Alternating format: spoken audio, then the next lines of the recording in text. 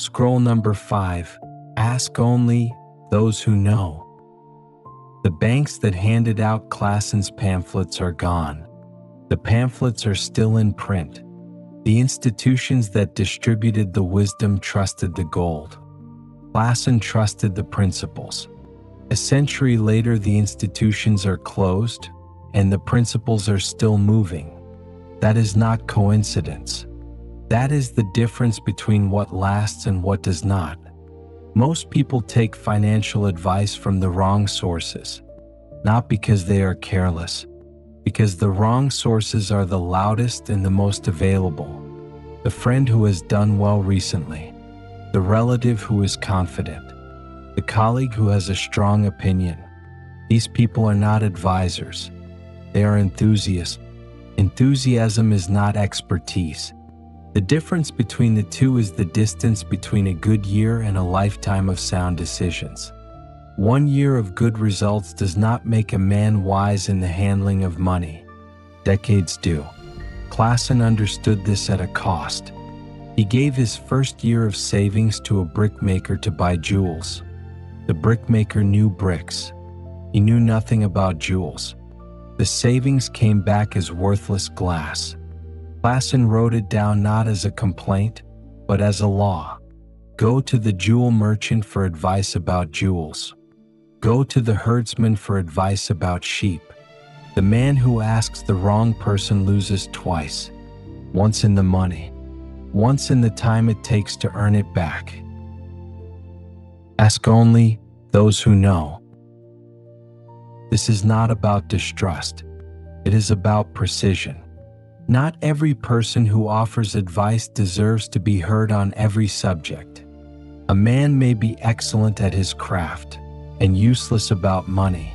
A man may be warm and generous and deeply wrong about where to invest.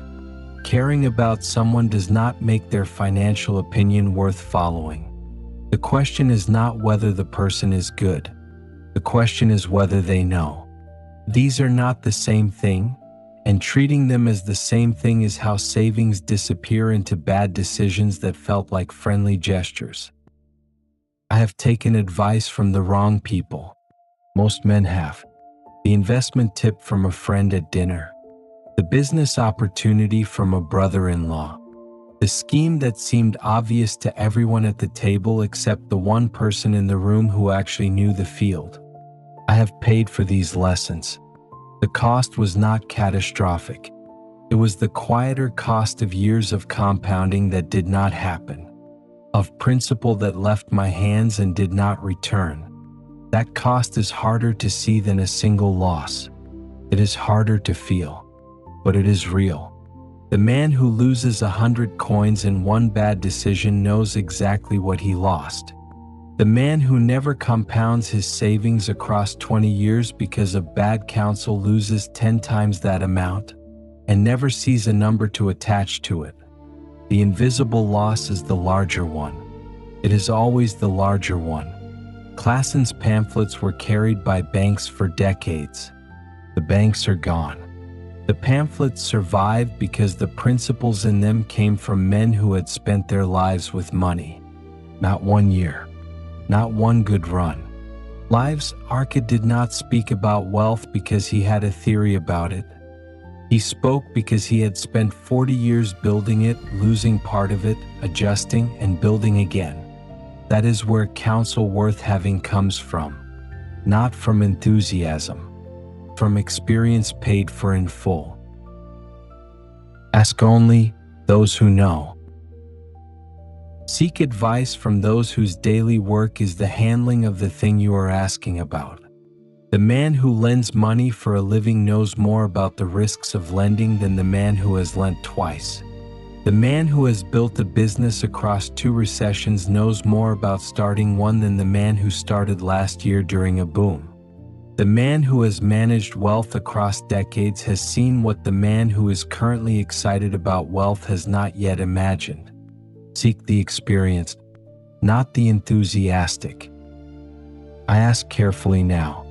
Before I act on any financial decision, I ask who is telling me this, and what have they done with their own money, not what they believe. what they have done. A man's beliefs about money are worth very little. His track record is worth everything. The person whose counsel I seek has made mistakes and learned from them. They have lost money and understood why. They have built something that has lasted longer than a good year. The wrong advisor does not mean someone dishonest. Most bad advice comes from honest people who do not know what they do not know. They believe what they tell you. That makes it more dangerous, not less. A man who knows he is uncertain will qualify his advice. A man who does not know he is uncertain will deliver it as fact. The certainty is the warning sign. The hesitation is the credibility. Ask only those who know. I have learned to value hesitation. The advisor who says I am not certain but here is what I have seen tends to know more than the one who says I am confident this is the right move. Confidence without experience is noise. Experience without confidence is often wisdom. The man who has seen enough to be uncertain has usually seen enough to be worth listening to. That is the advisor I seek. That is the counsel I trust. Clason's pamphlets were distributed by institutions that no longer exist. The institutions had confidence. They had gold. They had decades of history behind them. They are gone. The pamphlets they handed out for free are still here. What they contained came from men who had built and lost and rebuilt, and understood what lasted. That understanding outlasted the institutions that carried it. I carry it now. I seek the counsel of those who have walked the path before me and paid for the knowledge they share. I do not follow the enthusiast. I do not act on the confident opinion of a man whose experience is shallow. I ask only those who know, and I listen to the hesitation as much as to the answer. I did not always know how to find this kind of advisor. I looked for confidence because confidence felt like knowledge. It is not knowledge. It is performance. The man who truly knows will often tell you what he does not know before he tells you what he does. That admission is the first sign that what follows is worth hearing. The right counsel does not always tell you what to do. Sometimes it tells you what to avoid. That negative knowledge, what not to do, where not to go, what has already been tried and failed, is often worth more than any positive instruction. The man who has seen the wreckage knows the route around it. That is the man I ask.